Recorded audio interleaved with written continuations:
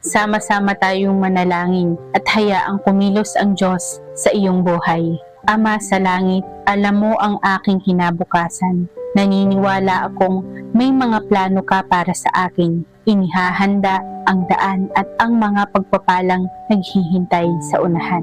Kahit tila hindi tiyak ang landas sa aking harapan, nagtitiwala akong naroon ka na. Ginagabayan ang bawat hakbang na aking tatahakin. Ikaw ang aking pag-asa, ang aking kapayapaan at ang aking lakas. Ama sa langit, ipinapangako kong i-share ko ang panalangin ito upang ikaw ay gumawa sa pamamagitan ko. Isulat ang Amen upang matanggap ang pagpapalang ito. Ang mga tanda ng pagbabalik ni Jesus ay natutupad araw-araw at ang mundo ay nagbabago sa harap ng ating mga mata. Handa ka na bang masalubong siya? Huwag hayaang masayang ang oras na ito.